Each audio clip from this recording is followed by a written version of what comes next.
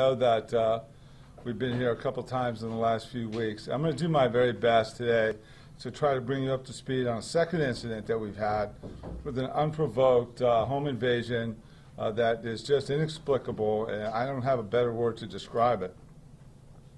This one occurred about 2:44 in the morning yesterday, Sunday. A 911 call came in right at 2:44, and it was made by a homeowner on Southeast Orchard Street. In your package, you're going to see the exact address and the homeowner's name. Within 3 minutes of dispatch, one of our units arrived on the scene. The homeowner related to us, and you're going to hear it in the 911 call, that she awoke to someone trying to open her front door. She got up out of a dead sleep. She walked out to the front door, and she saw a white male, 19 years old. His name is also in your packet. Standing at the front door. They had a quick back and forth. She told him to get away. And within seconds of that, he broke out the top pane of her awning windows right next to her door. She speculated he used his hand. I would suspect that she's probably right. He just palmed it and broke the window. Then she stood at the broken window, or what was the window below it, stared out at him, telling him to get away, and she saw him. She describes it as a cannonball, actually tucks and jumps through the glass window. She said it could have been somebody in the Olympics. She screamed and jumped back to try to get away from him. He recovered his balance almost immediately and grabbed her by the shoulders. She began screaming even more and wrenched free and started running back to the back of the house. By that time, her son, her 30-year-old son, his name is also available, was awakened by the screaming and came out to assist his mother. He tackled the 19-year-old suspect, wrestled him to the ground, and the woman described to me that that fight then went from one side of the house to the other. She said that she was in fear of her life, her son's life, and that she began to think it was something similar to the South County attack that we've talked about before. Fearing for her son's safety, for her safety, she grabbed an aluminum baseball bat and struck the suspect in the head repeatedly, and it did not seem to affect him at all. Our deputies arrived and found the son and the suspect locked up on the ground in a wrestling hold. They were able to wrench a hand free, handcuff him, and get him into custody. He did not stop fighting even when our deputies were there. He kicked one of our deputies, actually even handcuffed, reached back, grabbed the pants leg of one of our deputies and ripped it right up to his knee, if I understand that correctly. Fire rescue responded and administered first aid. Our female victim, the homeowner, was cut by flying glass. She received stitches on her arm. The suspect was transported to a hospital in St. Lucie County, where he still is. He's in stable condition. My understanding is that he's waking up now. He's going to be charged with burglary and assault during the burglary, which are first-degree felonies. We're waiting on toxicology reports from the hospital to see if there's anything else the suspect took. Interestingly, during the rampage, he admitted taking Flocka to the homeowner, repeatedly said, "I'm on Flocka, I'm on Flocka." He was wearing pajamas, a T-shirt, and socks at the time of the incident. During that investigation, another male walked up, a young man, I think 19 years old, and said he was looking for his friend. Well, we had his friend in custody, and that second one said that they had taken one of the designer drugs and that they had both taken it, along with LSD. The friends took our deputies to the house on Normandy and showed them what he thought and described as methadone and acid. And we'll talk about that in just a second. The suspect's history generally is we don't have any criminal past on him. He lives with his sister on Normandy Street, which is barely a block from where this occurred. He's been living there for 6 months, and he moved here to Florida from the West Coast. And let me break now and see if you have any questions so far, and then if you'd like we can go into some detail on the suspect drugs. Is he taking a longwood? The question, was he taking a longwood? Yes. Sheriff, you said the victim, a woman in the home, had mentioned the case regarding in Jupiter, the double murder? Yes, the question is, did the woman in this second home invasion mention the Jupiter case? And the answer is yes, she did. She told me personally that that this attack made her think about that, and she said she was afraid they were both going to die. She was in an enormous amount of fear, no doubt, but yet resolute and strong, and took action to defend herself and her son. Can you describe Corey? a little bit more about the suspect Gallo's behavior? It was very similar to the prior attack as well, increased strength, high violence, those kinds of things? Corey's question is, what I describe his behavior, how was it similar to the first attack? It was very similar. Incredible amount of strength, not responding to normal pain thresholds. This case, there's no report that he used any guttural sounds. He was speaking, did say something about taking flakka, did say, "I'm going to die." A lot of violence, just a lot of inexplicable, unprovoked violence. Clearly, he was not thinking rationally, at least at that moment. And can you identify? I'm sorry, I know it's impacted just for video purposes. Again, who the suspect is that you guys are dealing with? yeah, your question is who the suspect is, and my printout is not right in front of me.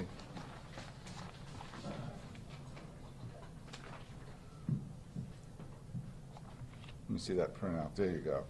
It's Nico Vincenzo Antonio Gallo.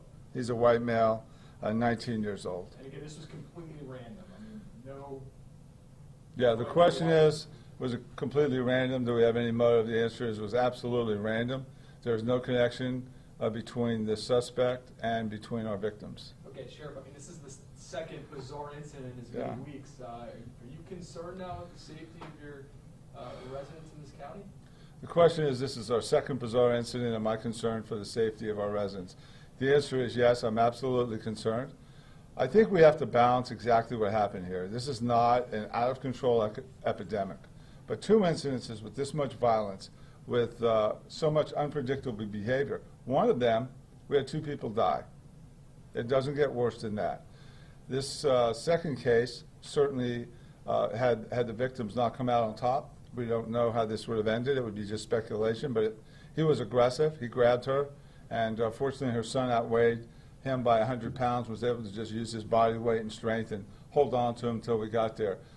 And it could have ended in his death. He got repeated blows to the head with a baseball bat.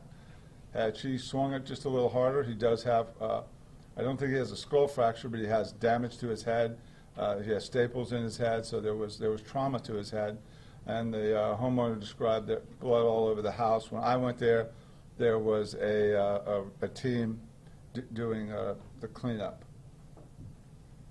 Sheriff, did the friend give you any indication at what time had they taken the drugs, as to how much later this unprovoked attack? Yeah, the question is, did he give us a time when he took it? We do know they were both at their house on Normandy, which was a short walk from where this occurred. I don't know how much before the assault. But the scary thing about that, not so much the time they took it, was that the one boy admits taking it and has almost no reaction other than whatever euphoric feeling that he was wanting from the drug, but he did not overdose and he did not act unpredictably. So that's one of the dangers to this whole issue with these designer drugs or the bath salts, these cathinones that are trying to mimic MDMA, and that is they're extremely unpredictable. 5 people take it, 1 person goes crazy and goes on a rampage. It's so dangerous. It's playing Russian roulette with a six-chamber gun and 5 bullets in the chamber. It's so dangerous. I cannot overestimate or talk about too much how dangerous this is. This fellow had no criminal arrest record and now faces life felonies. He has not been charged as of right now. We have, the question is he being charged? The answer is we have warrants in the system. He is waking up from the hospital. We have sent a detail to stay with him now, And when he leaves, he'll be leaving with us to the Martin County Jail. I think his bond is going to be $300,000. What is his condition right now? His condition, the question is, what is his condition? The answer is he's stable, recovering, he's talking, he's fine, and as soon as he's medically cleared, we'll move him over to the Martin County Jail. So I would imagine he has no memory of what happened. I mean, essentially he blacked out, right? I mean, is that... Your question is, does he have any memory? Essentially blacked out. I don't know the answer to that. We'll be interviewing him to see if he remembers what happened. Can you, again, touch on the friend? You said he cooperated with you guys. He told you what they had taken. I mean, does he get a face charge, or where is he right now? Your question is on the friend who gave us the information on what drugs they had taken. He was not in possession of drugs, so he was not charged. He did take us to the house and voluntarily give us narcotics. At the time, we ran scans on that. We did not get a reading on what it was. We do now have that reading. So we are in touch with the state attorney's office, and he may yet face charges. The fact that he voluntarily submitted the drugs, I'm not sure how that will impact on the state attorney's recommendation. Sheriff, in terms of the whole Flocka situation, a couple of years ago, it was the drug du jour, and then it seemed to have kind of faded.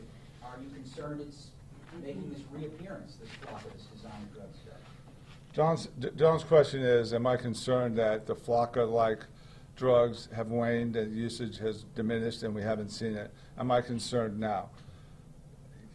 Look, I don't have a crystal ball. We haven't seen a lot of it. We've had two instances, one for sure, designer drugs, a cathinone.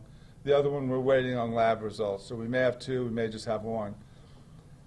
This, the friend said he came up from Margate with the drug. We know that Margate and that area has been the epicenter of the bath salt phenomenon. And it came here by way of Margate. We're not seeing it. I have a narcotics detective here. I can't let him get on camera, but we're just not seeing it. So Again, they purchased the drugs in Margate. the question was, they purchased the drugs in Margate. The answer is yes, that's where the drugs came from. You mentioned it was methadone and acid. Is that what you said? He admitted to taking methadone. Do you have the printout, Doyle? Can you hand it to someone to bring up? Let me tell you exactly. We ran a test on it and came back inconclusive. And now we've gone to the national database. And I'll give you a copy of this. What we're actually found is the substance was dibutylone, which is a controlled substance under the Controlled Substance Act. It is a felony to possess. I think we actually have a, there you go, there's dibutylone. That's what he took. This is the phenomenon of these designer drugs. What they'll do is they'll just change a molecule or two. They're trying to get away from us knowing what it is. And it just, there's the MDMA over there, the efficacy. And, you know, this stuff is made in China. And they just play around with a molecule or two, and they come up with an entirely different drug. And that's the danger of it. These people are taking this stuff. They have no idea of the efficacy of it. They have no idea of the potency. They have no idea of the results. One person takes it and is okay. Another person takes it and goes on a rampage. But that's what he was taking. I can. I've got the equipment that we use to read it. If you want to look at it later, you're welcome to. And Sheriff, was there a concern because initially the TrueNarc equipment didn't know what it was, right? I mean, that was... Yeah, the question is, were we concerned because the TrueNarc originally didn't tell us? The TrueNarc is a piece of equipment. Hand it to me, please. This is really what it is, and we can aim it, and we can aim this at a drug. We don't have to touch it. Eliminates any danger. That's about a $20,000 piece of equipment. And then it gives us a readout of what we have. This has a database with thousands and thousands of known illegal substances, which is updated periodically. We didn't have this one in here. And so the manufacturer, we went to the national lab and sent it to them, and they told us exactly what we had, so it will be updated and in here. So in effect, we're seeing something brand new to us here in South Florida. This has been somewhere. They've had it since 2014, but we haven't had it here. Sheriff, is there any connection between this 19-year-old and the 18-year-old cruiser? The question is there any connection between our case here and the one down south? The answer to that is I can't tell you with any certainty that they're not related. Once we get the lab back from Quantico with the FBI, it's not out of the realm of possibility that we see the same substance. We don't know. Are you working with Miami PD or any police agencies down there to kind of maybe find out where this drug is and maybe it's coming up here? The question is, are we working with agencies down south, such as Miami or Margate, where we got this? The answer is our detectives are in task forces that are in touch with them. These are street drugs. They're sold very casually, very informally. You know, the likelihood that we're going to be able to go back on this one and find out exactly where it was is pretty remote. From the information we got, speaking with our suspect who's cooperating, he's alleging at least that we have no way to go back and find out where this came from. It's street drugs. That's the danger of this whole thing. Can you tell us if the deputies responding to the scene this past weekend, their reaction on maybe another case of what happened a couple weeks ago? Yeah, the question is, what was the reaction of our deputies? I've spoken to them, and they're extremely concerned. We're all concerned because all of our encounters are armed. We all carry guns into every confrontation. So we're dealing with people that seem to have unusual amount of strength, that do not respond to normal pain techniques, which we use, pain compliance, to try to move people around. And this is not working with these. So we're afraid that one of our deputies, by themselves, encountering one of these people on one of these rages, and sometimes we do respond, and it's a one-person unit, gets there by themselves. It could easily happen. We actually had it in South County where one deputy arrives before backup. So yeah, it's a very, very dangerous scenario for law enforcement. The protocols or procedures going to change because of this possible epidemic? Yeah, it's a question. The question is, can protocols change because of this epidemic? At the end of the day, we respond to all calls for service, all in-progress calls, so an assault or a burglary, anything in progress, we have to go. We only have so many tools. We have OC spray, the pepper spray, we have the stun guns, the tasers, we have our own hands, we have impact weapons. We can't invent a new methodology to deal with these people. I mean, we just use pain compliance. Why are you waiting to make the arrest of the suspect? Lori's question, why are we waiting to make the arrest? The answer is, the longer he is not arrested, the more of the hospital bill is his responsibility. So we would rather he or his insurance pay for it rather than the taxpayers of Martin County. We'll wait till the last second. So when he's ready to discharge, he discharges to us. Hopefully by then his medical problems will be over and we won't bear any responsibility for his aftercare. Same reason we're doing that on our first suspect. Corey? How easy is this stuff easy to get for high schoolers or for teenagers who are in school or out on the streets? I mean, how easy is it to get? The question is, how easy is it for this to get for teenagers, for high schoolers specifically? The answer is there's no way to know exactly how much of it is out there. The danger is this stuff is very, very inexpensive. This is not an expensive high. These bath salts are very cheap compared to the more the drugs that we know better, like cocaine and you know, the pain medications, the oxymorphones that they use. So that's one of the dangers, that it is a cheap high, unfortunately, but extremely dangerous one. Sheriff, it seems like every time they outlaw one of these drugs, they come up with a new combination, which makes it difficult for you all to test for it and for Yes. to get it for, like, the laws aren't keeping up with the drugs.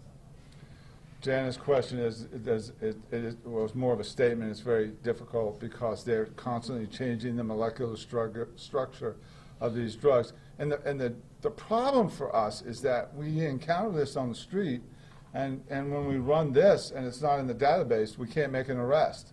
So then we have to go back and try to figure out what it is. And then, but fortunately in 2011 the law was changed so that actually anything even close to this, it would be illegal. So we're in pretty good shape as far as being able to charge people.